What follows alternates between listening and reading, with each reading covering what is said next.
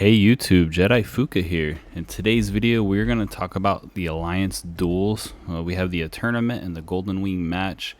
Do a quick kind of review on what you should focus on when you do that, and maybe what your clan should be looking to when you're in those. So we're going to start with the Golden Wing match. My server, we just had this one end. This one is pretty simple. The rewards are not too insane unless they revamp the rewards. I'm going to say this isn't something you should really like super focus on. It's also one of those things that as you play the game, you're just going to put up points. So the way this one works is all it is it comes down to putting up points. This is going to have a little scale. You're either going to fall into you lose with a bye. Your points are even or close to even, so you get a draw. You get the failure or a victory. And on the bye, I say you lose, it just means that you didn't get into a round for that one. They didn't match your alliance up, so you just automatically get the base rewards. So basically draw, failure, victory. And then you have the rewards for as you move up in rank. Now as you get higher, this part is definitely worth it. Getting the Affinity Solvent, help you get your little section maxed out in there, and getting the Warmire is nice. It is good rewards for the first few, like this 20 and 600. It's not really going to make a big difference. You will also get like personal rewards based on your contribution to your team. They did do a like max, you can't contribute more than 200 energy. Basically the way it worked is once this started, your clan, just as a clan, you play the game, you're going to get points. You get points depending on which dungeons you do. So we'll give you a list of like how many points you'll get per dungeon, up to 200 energy. The best way to do this one is to just literally, when you log in, use up all your daily energy for whatever you're planning on farming that day, and your points will go into here, and you just want to have an active clan who does that, so you have a chance to win and get the extra rewards. Like I said, those are nice. I don't feel like they're a massive deal if your clan's not winning all of them. As long as you're getting in, playing, and picking up your personal rewards for playing, you're going to be good in there. Now the tournament's the one I want to talk about. This one I think is actually super important. You want to be in a clan who's doing some tournaments.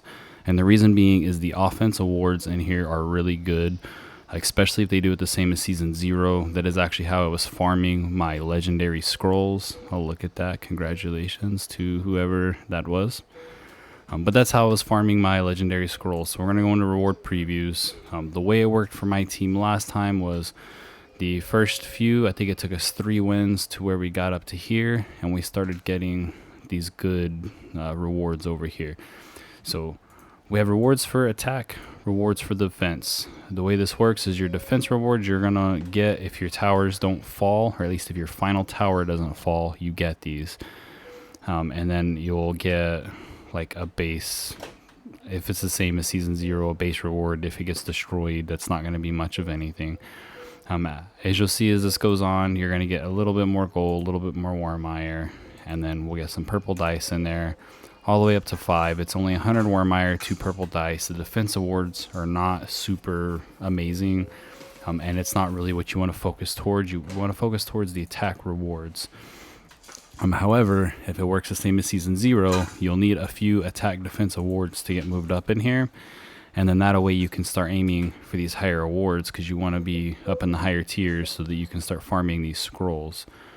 Once you get into here, this is where it's important to make sure your alliance has a lot of teams built out, or you have people who have quite a few teams built out, so you can make sure you're taking down the enemy's defense.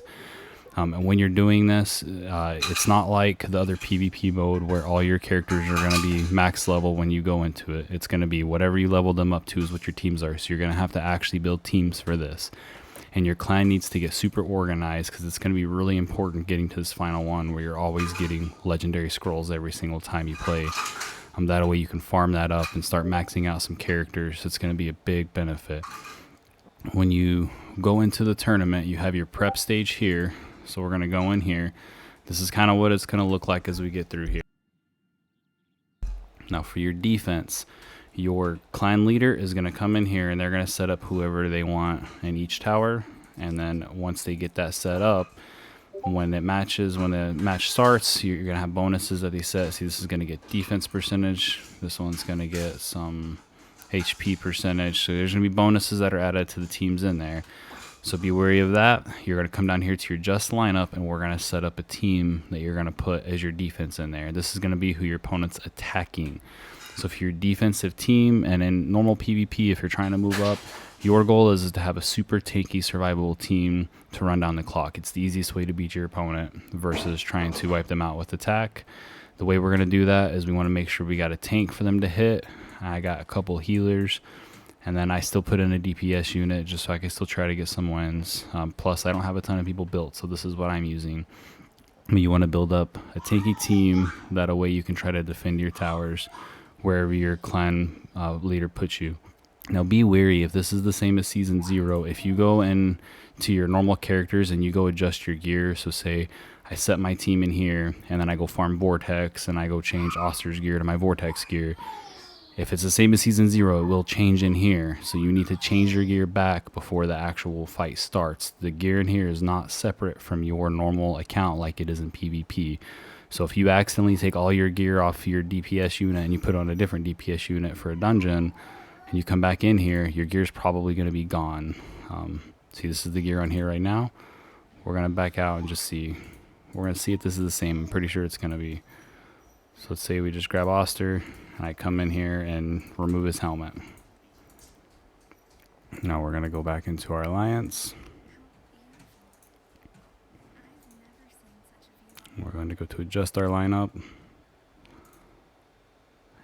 See, his helmet is missing, so keep that in mind. Whatever gear changes you make, it's going to affect this team. So if you are wanting to set a good defense to win, make sure before you log off, after you're done farming, you reset your team up so that whenever this starts, your team is good to go. You don't want to mess that up. You don't want to actually de-gear your team and then you're the one defending your final tower and you automatically lose by default because your team doesn't have any gear on them. Now, the way these towers are going to work for your attacking team, you're going to definitely want to get organized with your clan. The way we would do ours is we would have generally in Season 0, 4 or 5 super active players. This season, you want to try to get as many active players as you can with really good teams, and we'd coordinate when this would open. It would be like, okay, I would message my clan, be like, hey, I'm going to come in and take out who I can in this tower. And then while I fight that tower, someone else will come in and fight this tower. You try not to do the same tower at the same time, because what we had happen a few times is 2 people would beat like a really hard team and they had joined the battle, at the same time. So we would both lose our available team to us, because when you use a team in here, you can only use it once. So we lose our available team and beat the person, and we would both have beat them. So we both lose our available team and we only took down one person on the tower. So you want to coordinate. You don't want to hit it all at once. You want to take turns hitting the towers and take them out. And then basically the way I do it is, for my team, I have a ton of people built. I will go in, I will try to use my champions that I don't use as much. So I go in, switch my tank out for a weaker tank, maybe switch my DPS out for like my adventure, or lower DPS than what I want to use, and I would try to take out a team using a weaker team. And when I go to the next stage, I will add in a good champion with a few other weaker team members and take out that one. And then you just kind of want to work your way through the tower doing that and saving some of your best champions for the higher parts of the tower. That way you can try to wipe out as much as you can and utilize your teams better. Now, if you get in and you're having a hard time and your weaker team is just not cutting it, then of course put in your strong people, get your win, and then let someone else come in your clan and take a win.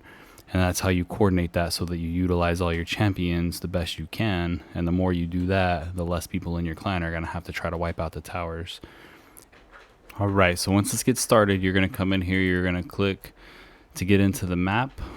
When you go into the map, I wish I had recorded from Season 0. I don't have it right now, so when this launches, I'll have to show you. But basically, you're going to be in this like blue looking world. It's kind of cool. It's going to have 2 towers, and it's going to have neutral units and elite neutral units. Your goal in that is going to be to take out the towers as priority number 1, and then worry about neutral units after that. They're not nearly as important. The towers, if you take them down, that's how you get victory. The neutral units are to gain extra points.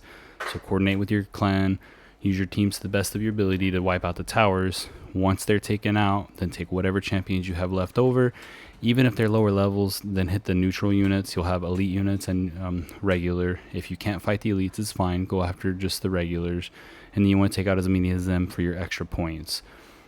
Once that phase is over and the next day comes, if you take out both towers, you are going to move on to the next section. And if it's the same as last time, you're going to have the 3 Ears Tower in that one, which is going to have one team posted in it that you got to try to beat a few times. And then basically same thing as what you did with your clan. This one's going to be a little harder. They usually get a little bit better bonuses. Your clan's going to go in there with your best teams, wipe out that tower. After it's wiped out, then you can go for the elite units and neutral units, use that up for the rest of your remaining points. Now, if you get victory in your attack phases and you get victory in your defense phase, you should then move up in your ranking for the tournament. And then as you move up in your rankings, that's when you're going to start getting these better awards. So tier 2, you'll start having a chance for the epic scrolls, which you definitely want. When you hit tier 3, that's the minimum of where you want to be. You want to be getting tier 3 and you want to be destroying the 3 Ears towers so you can start farming these legendary scrolls.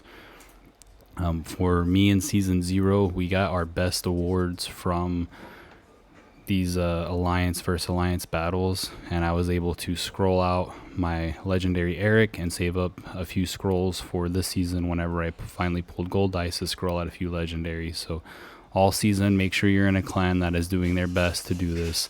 Now, you may not win every battle, and that's okay. It's not, we're not going to win them all. That's the way the game works. You're going to be fighting other people who are trying to win as well. But your goal is to eventually get to where you're farming these legendary scrolls. The other awards are nice and they're good to have, but they're not the goal. The scrolls are definitely the goal. And so this is show you, like, once you hit the levels, what awards you get for how much progress you make, which of course your goal being to wipe out the 3 Ears. So that's all I have on that. I just wanted to give a quick overview on it. When it comes out, I can actually log into the map and show you guys what I'm talking about.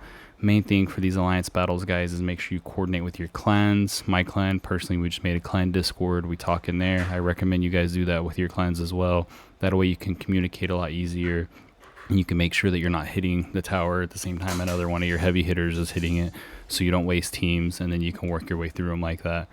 And with that being said, guys, please check out the description, the links below. I got some nice links in there I'd like you to check out, especially the Amazon one. As I've told you guys before, it's a book my wife wrote. I really appreciate your time, and I hope you all have a good day.